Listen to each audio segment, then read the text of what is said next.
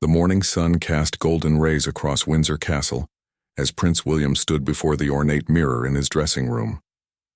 His hands trembled slightly as he adjusted the ceremonial uniform that would mark this historic day. Today was not just any day.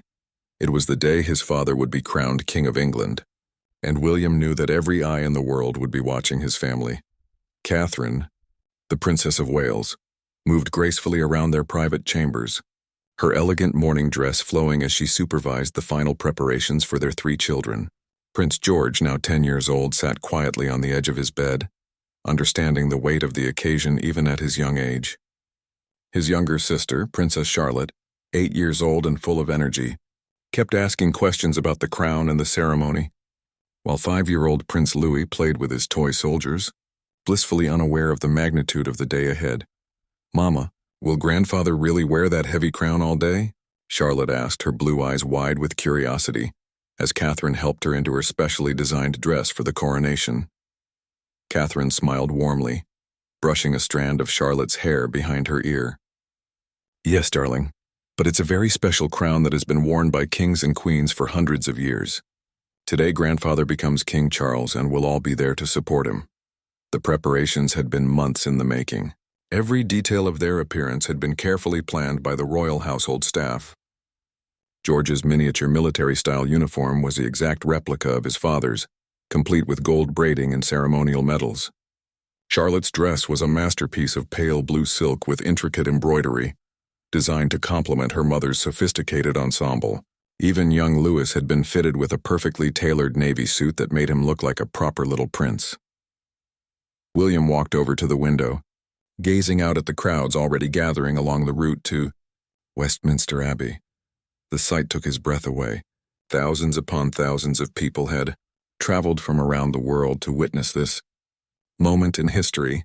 Flags waved in the gentle breeze, and the sound of excited voices carried through the morning air. "The people have been waiting since dawn," he said to Catherine, who joined him at the window with Louis in her arms. "Look, Papa."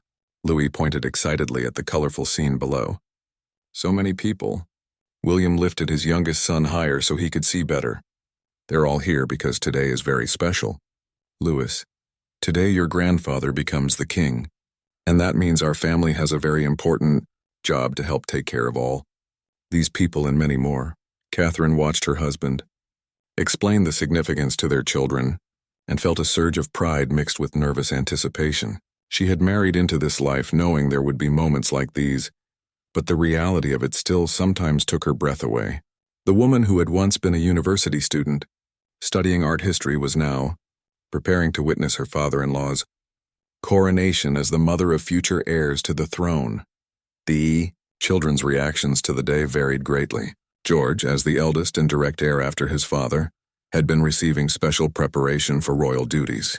He understood that cameras would be focused on him throughout the ceremony, and had practiced his posture and expressions with his etiquette tutor. Despite his young age, he carried himself with a dignity that impressed everyone around him. Charlotte, ever the performer, was excited about wearing her beautiful dress and meeting all the important guests who would be attending. She had been practicing her curtsy for weeks and couldn't wait to show it off to her great-grandmother's memory, as this coronation would be the first major royal event since Queen Elizabeth's passing. Louis, the youngest, was simply happy to be included in what seemed like a grand adventure. His parents had explained that he needed to sit quietly during the long ceremony, but they also knew that expecting a 5-year-old to remain perfectly still for hours was perhaps optimistic.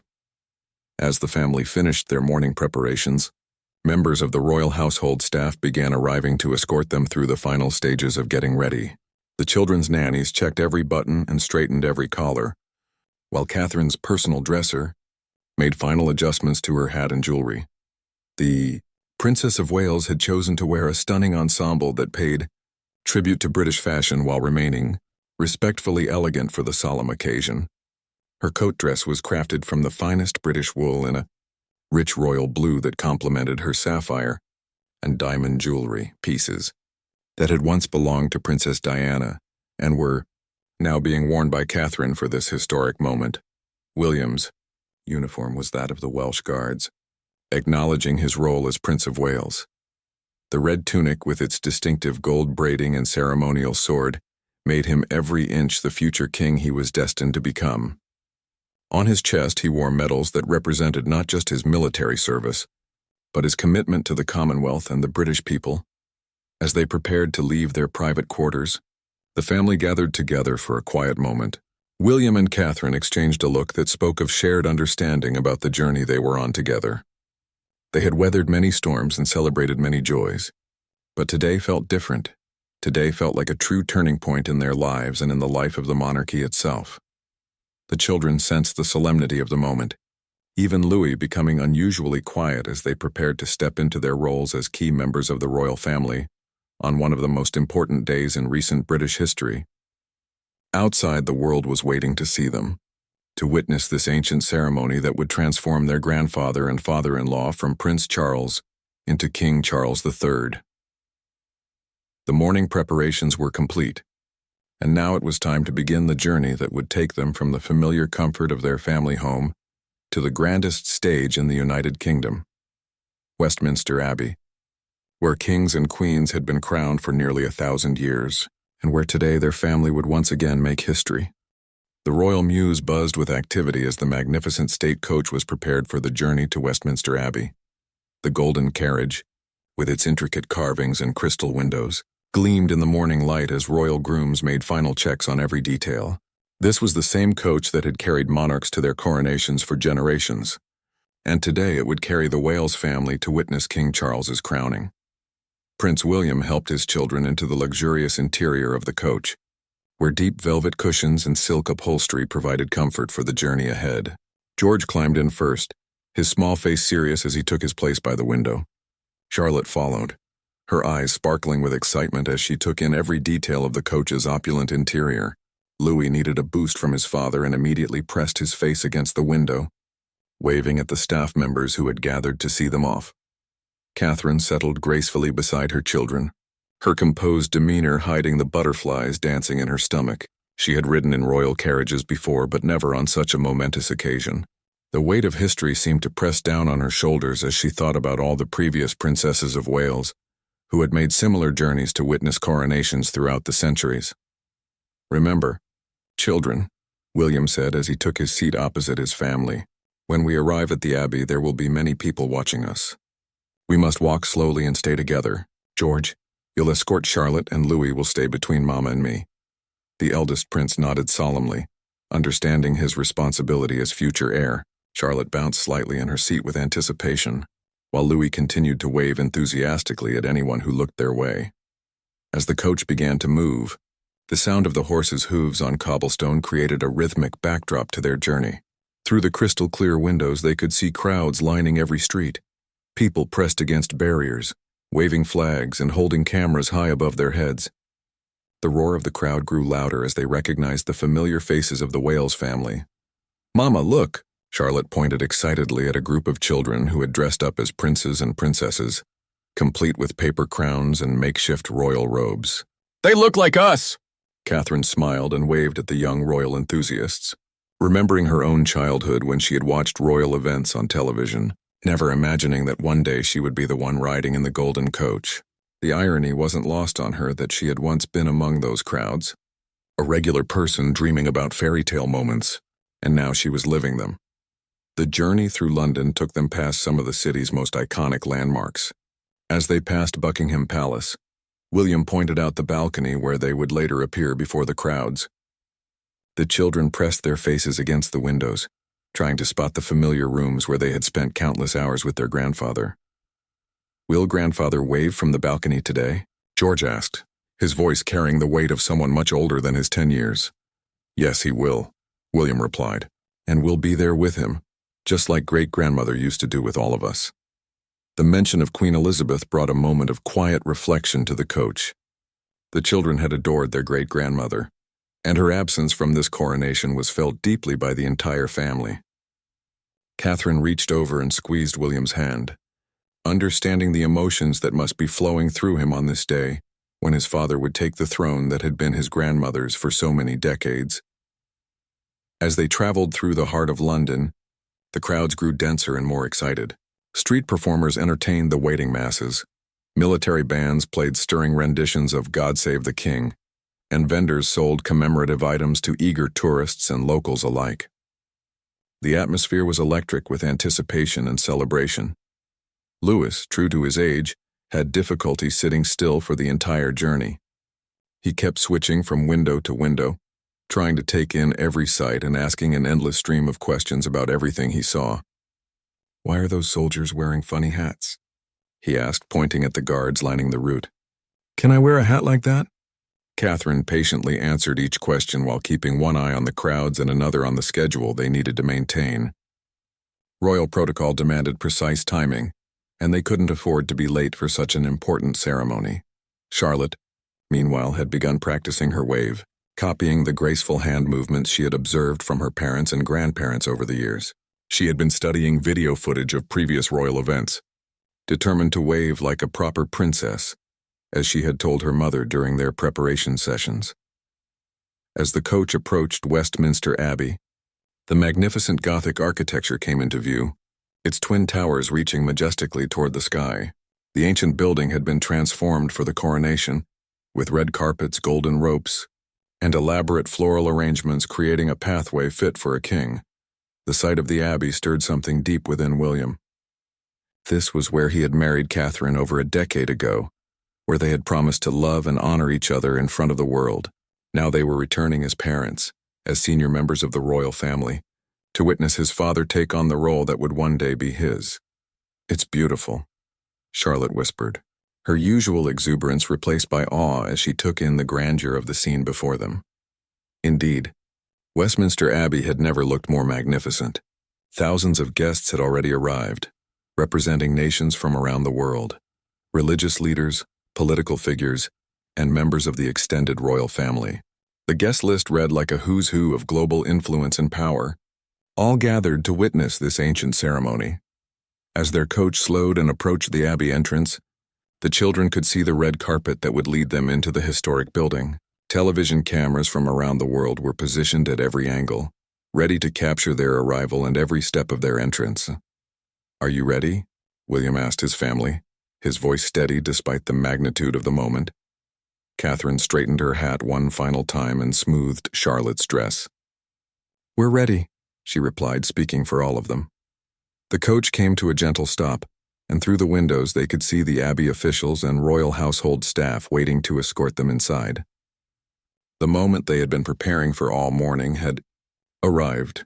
It was time to step out of their private family moment and into their public roles as key members of the British royal family on one of the most significant days in modern royal history.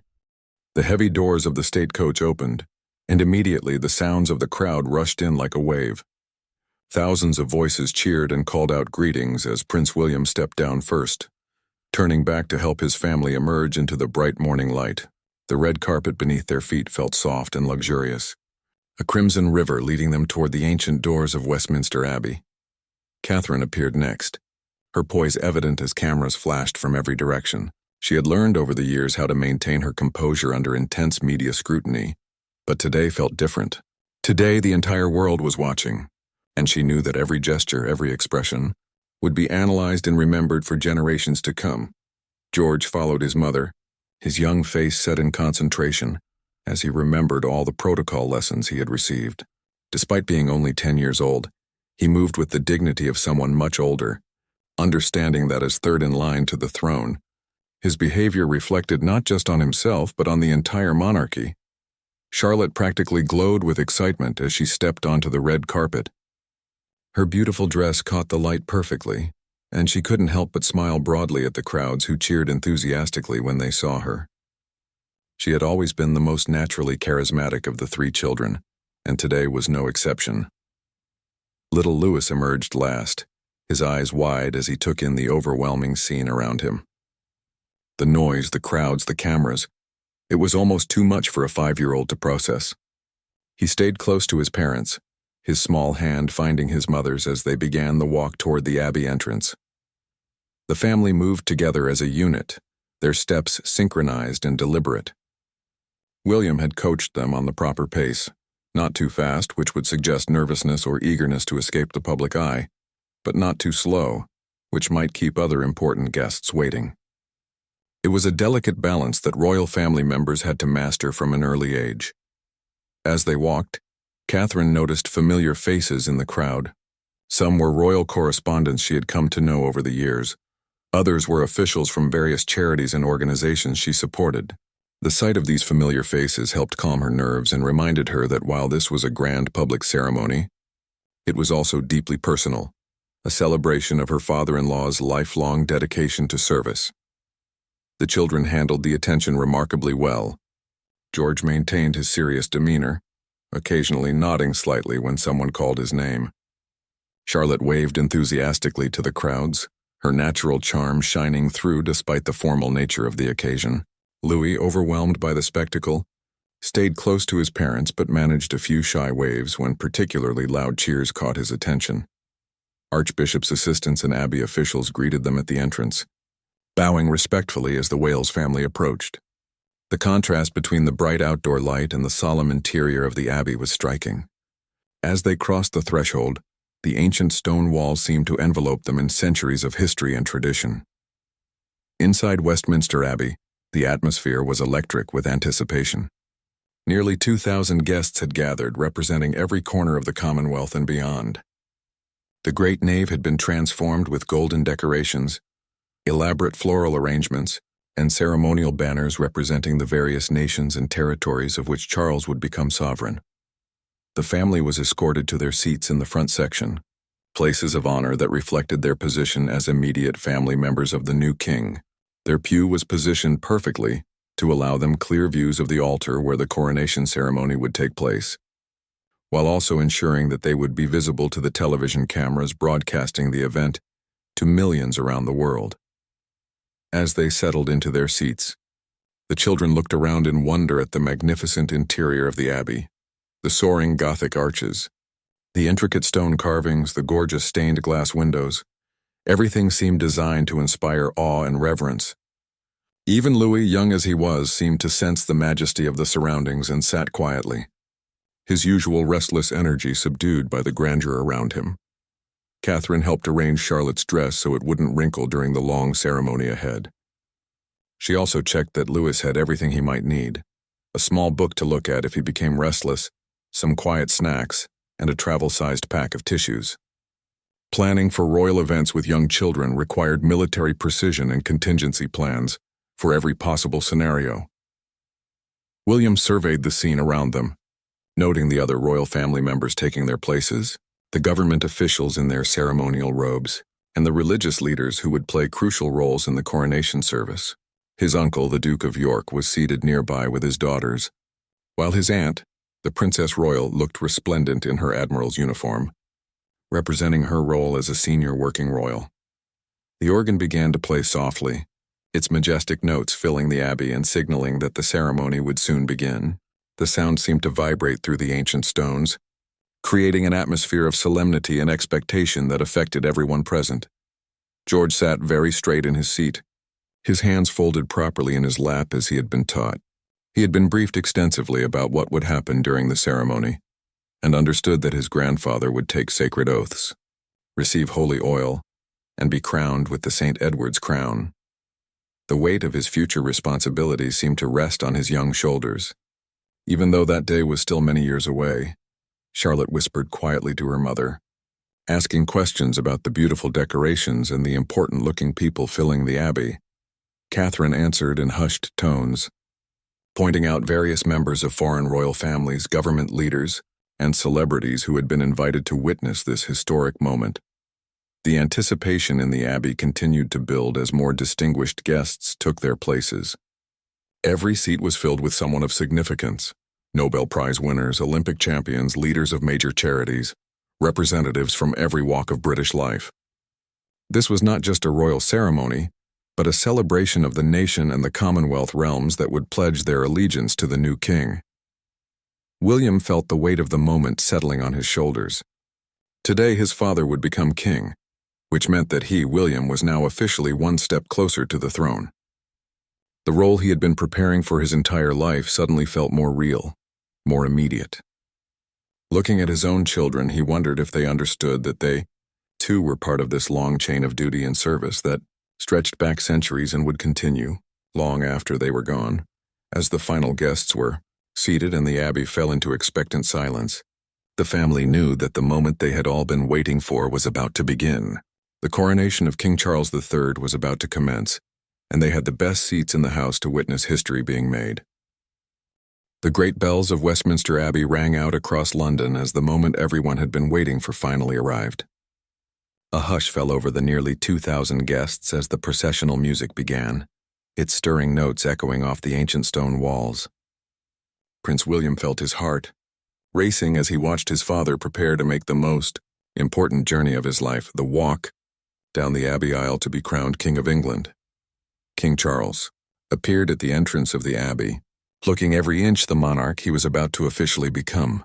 His crimson robe of state trailed behind him, carried by pages who had rehearsed this moment countless times. The St. Edward's crown, which would soon rest upon his head, was carried ahead of him on a velvet cushion, its precious stones catching the light from the Abbey's magnificent chandeliers. Catherine watched with deep emotion as her father-in-law began his procession. She had known Charles for many years now, first as Prince William's father, then as her father-in-law, and always as a man deeply committed to his duty and his people. Today, she would witness him take on the ultimate responsibility, becoming the sovereign of the United Kingdom and the Commonwealth realms. The children were mesmerized by the pageantry unfolding before them. George understood the significance of what he was witnessing and watched with intense concentration, knowing that someday, many years in the future, he might be making a similar walk down this very aisle. The thought was both thrilling and overwhelming for a 10-year-old boy. Charlotte was captivated by the beautiful music and the magnificent ceremonial robes worn by all the participants. She whispered to her mother about the gorgeous embroidery on the Archbishop's vestments and the way the light reflected off the golden ceremonial objects being carried in the procession. Her artistic eye, inherited perhaps from her mother's love of art history, was taking in every visual detail. Little Louis tried his best to sit still and watch quietly, but the ceremony was long and complex for a 5-year-old attention span. Catherine kept him occupied with quiet games and gentle whispers, explaining in simple terms what was happening.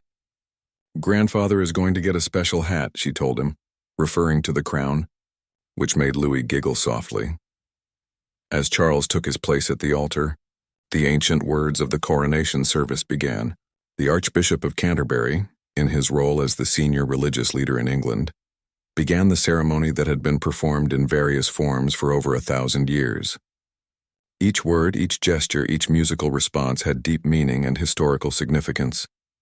William watched his father participate in the recognition ceremony, where he was presented to the people in the four corners of the Abbey. The congregation responded with enthusiasm, calling out, "God save the King," with genuine warmth and affection. This was the moment when Charles officially transformed from Prince of Wales to King Charles III, even before the crown touched his head. The religious aspects of the ceremony were deeply moving. Charles took solemn oaths to govern according to law and justice, to maintain the Church of England and to protect all his subjects regardless of their faith or background. These weren't just ceremonial words. They were sacred promises that would guide his reign for whatever years remained to him. When the time came for the anointing, the most sacred part of the ceremony, a golden canopy was held over the king to shield this holy moment from public view. Even the television cameras looked away out of respect for this ancient ritual. The Archbishop poured holy oil from the ampulla onto the coronation spoon and anointed Charles on his hands, breast, and head, consecrating him as monarch in the sight of God. The Wales family watched in reverent silence as this most solemn moment unfolded. Catherine felt tears welling up in her eyes as she realized she was witnessing something that connected this moment to every coronation that had taken place in this abbey going back centuries. Kings and queens had been anointed in this exact same way, using oil pressed from olives grown in the Holy Land, in an unbroken chain of tradition. George was particularly fascinated by the regalia, the ancient symbols of royal authority that were presented to his grandfather during the ceremony. The sovereign's orb, representing the Christian world with its cross sitting atop the golden globe. The scepters, symbols of the king's temporal and spiritual authority, Each item had its own history and significance, and George had studied them all in preparation for this day. The moment everyone had been waiting for finally arrived, the crowning itself. The Archbishop lifted the magnificent St. Edward's crown, its gold frame set with semi-precious stones, its purple velvet cap topped with an ermine band. The crown was nearly 5 pounds of gold and jewels, a weight that Charles would bear both literally and figuratively for the rest of his reign. As the crown was lowered onto Charles's head, the entire abbey erupted in celebration. "God save the King!" rang out from 2,000 voices while church bells pealed throughout London, and gun salutes thundered from the Tower of London and other historic sites across the capital. Charles was now officially and ceremonially the king. William felt a complex mix of emotions watching his father be crowned. Pride, certainly, for the man who had waited longer than any heir in British history to take the throne, but also a profound sense of the continuity of the institution they all served. One day he would sit in that same chair, wear that same crown, and take those same oaths. Catherine reached over and squeezed her husband's hand, understanding the emotions he must be experiencing.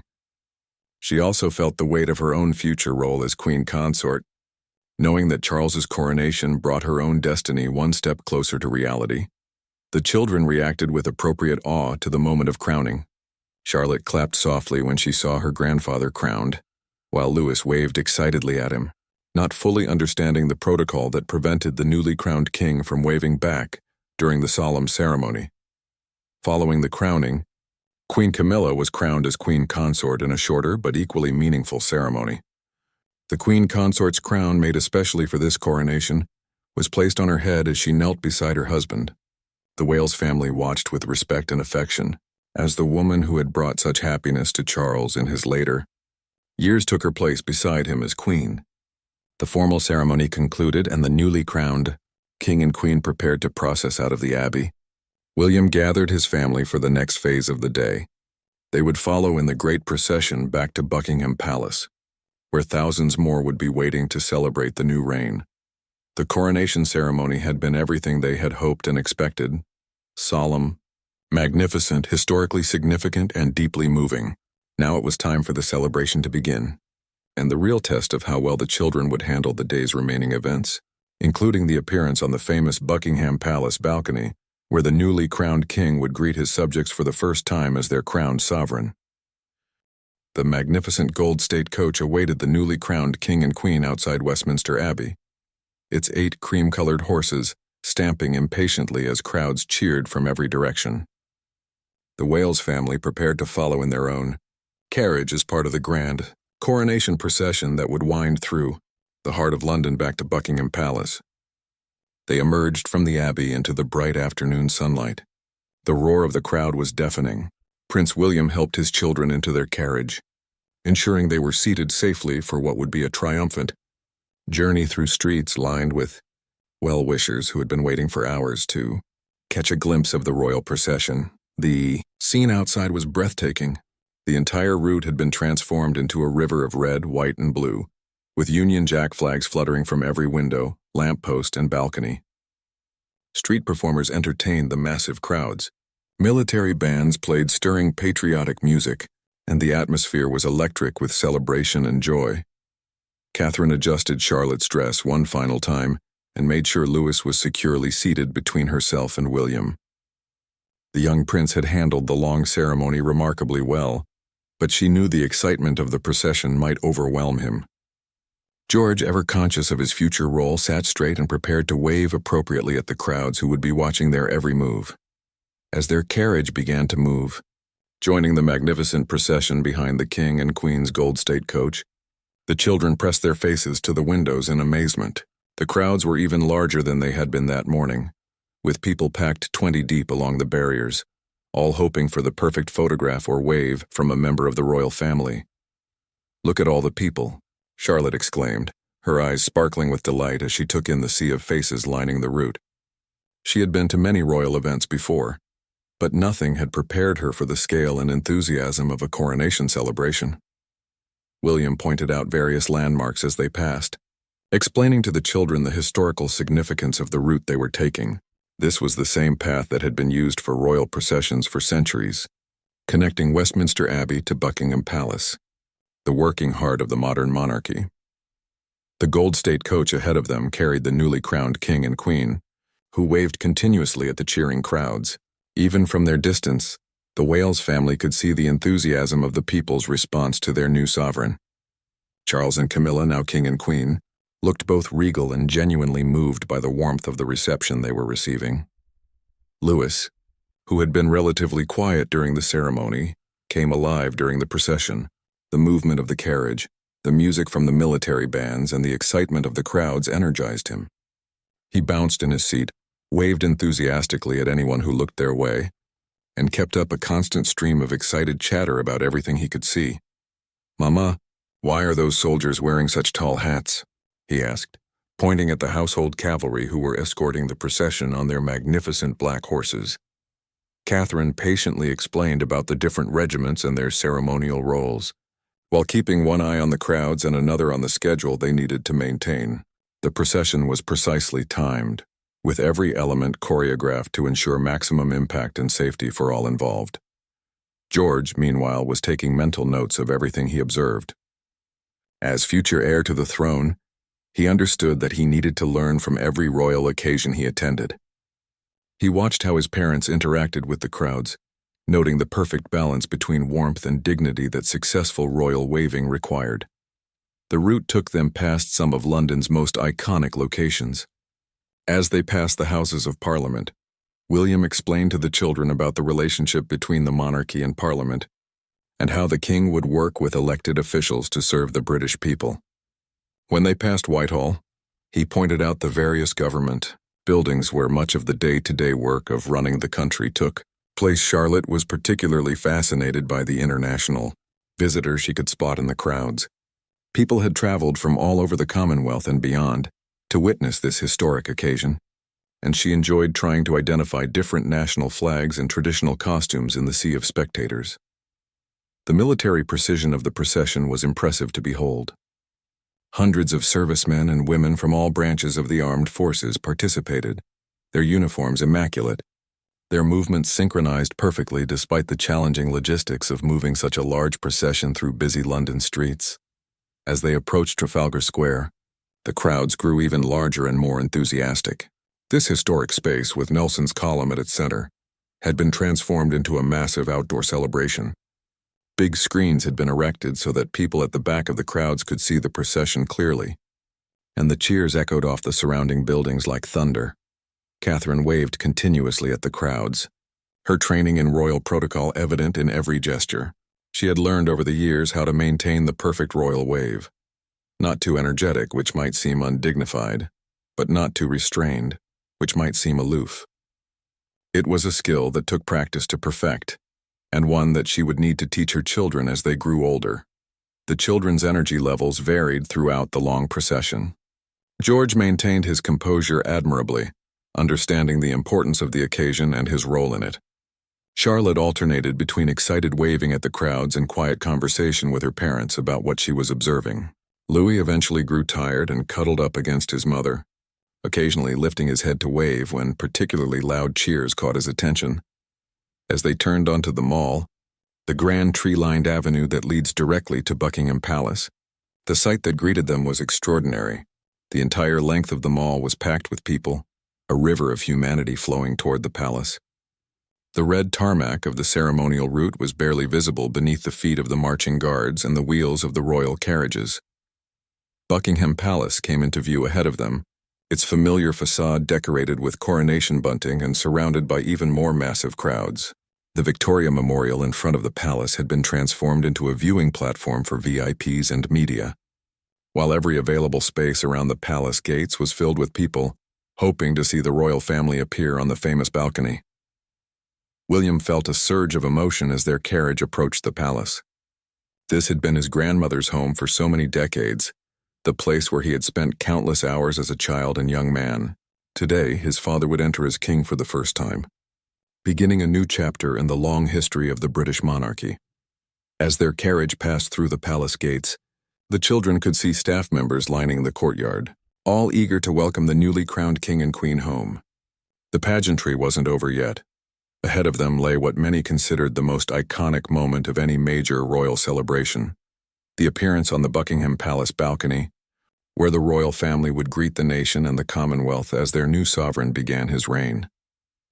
Inside Buckingham Palace, the Wales family gathered in the private apartments behind the famous balcony, preparing for what would be the culminating moment of the coronation day.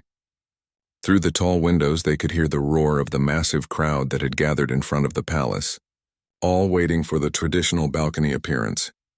That would mark the official beginning of King Charles's reign.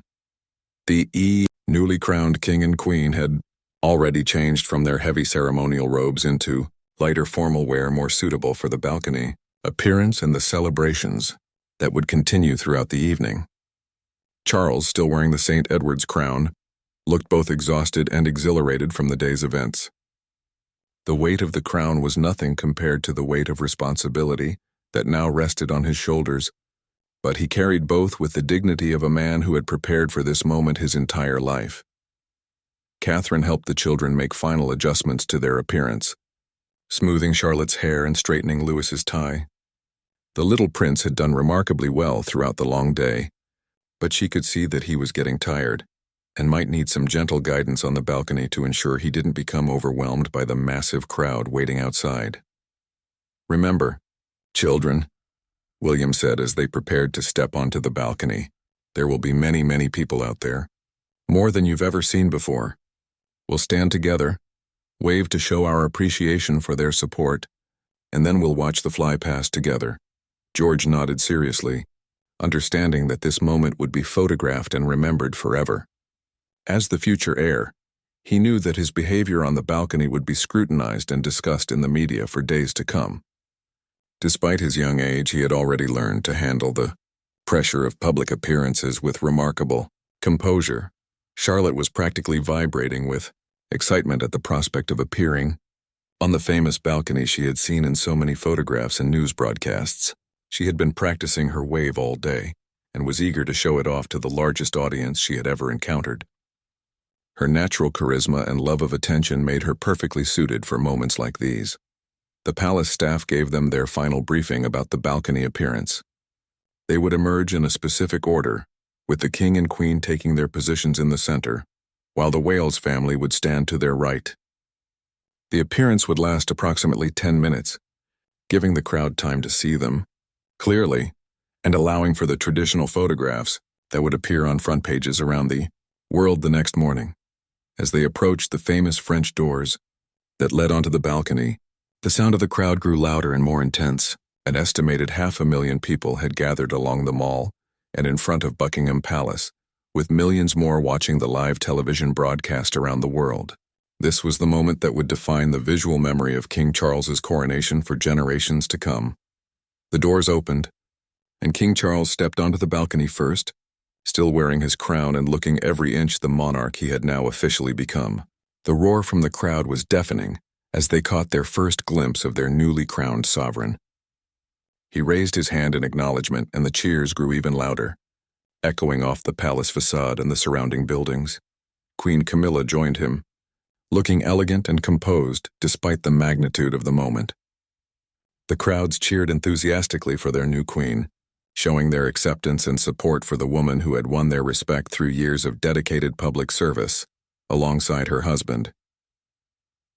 William and Catherine emerged next with their children, and the crowd's enthusiasm reached new heights. The Wales family had always been particularly popular with the British public, and their appearance on the coronation balcony was one of the moments the crowds had been most eagerly anticipating. George walked onto the balcony with careful dignity, his small face serious as he took in the overwhelming sight of the massive crowd stretching as far as he could see down the Mall. The sea of faces, flags, and cameras was almost too much to process, but he maintained his composure and began waving appropriately at the enthusiastic spectators. Charlotte stepped onto the balcony and immediately broke into a huge smile, clearly delighted by the spectacular scene before her. She waved energetically at the crowds, who responded with particular enthusiasm to the young princess. Her joy and excitement were infectious, and even the most formal royal photographers couldn't help but smile at her obvious pleasure in the moment.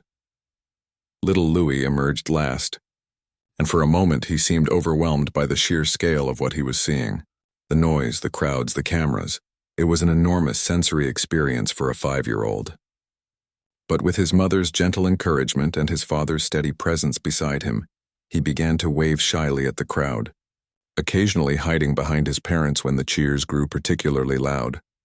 The family stood together on the balcony, waving continuously at the enthusiastic crowds below. The photographs being taken at that moment would become iconic images of the new reign, capturing not just the formal transfer of power, but the human family at the heart of the monarchy. 3 generations stood together, the new king, the future king, and the next generation of heirs who would carry the institution forward into the future. Catherine felt deeply moved as she looked out at the incredible scene before them.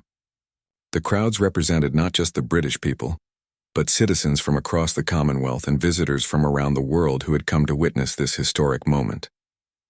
Their enthusiasm and support were genuine expressions of respect for the institution of monarchy and affection for the family who served as its representatives. The anticipated moment arrived when the Royal Air Force flypast began. Military aircraft from various squadrons flew in perfect formation over Buckingham Palace, their engines creating a thunderous roar that could be heard across London. The crowd looked up in unison as the planes passed overhead, many carrying the colors of the Union Jack in their formation patterns. Louis was particularly fascinated by the aircraft, pointing excitedly at each plane as it passed overhead. His enthusiasm was caught by the television cameras and would later become one of the most charming moments of the entire coronation coverage. Charlotte clapped with delight at the spectacular aerial display, while George watched with serious appreciation for the military precision involved. As the flypast concluded, and the last aircraft disappeared into the distance, the royal family remained on the balcony for a few more minutes, continuing to wave at the crowds who showed no signs of dispersing. This was their moment to connect directly with the people they served, to show their appreciation for the support and loyalty that made the monarchy possible. Finally, as the official balcony appearance drew to a close, the family began to wave their final farewells to the crowd. King Charles raised both hands in a gesture of thanks and blessing, while the Wales family grouped together for the last photographs of this historic day. As they prepared to step back inside the palace, William looked out one final time at the incredible scene before them. His father was now king, he was now heir apparent, and his children had just experienced one of the most significant moments in modern British history. The day had been long, emotional, and utterly unforgettable. The coronation of King Charles III was complete, but the celebration would continue long into the evening and for days to come. As the royal family retreated into the private apartments of Buckingham Palace, they carried with them the memory of a perfect day that had successfully launched a new era in the long and continuing story of the British monarchy.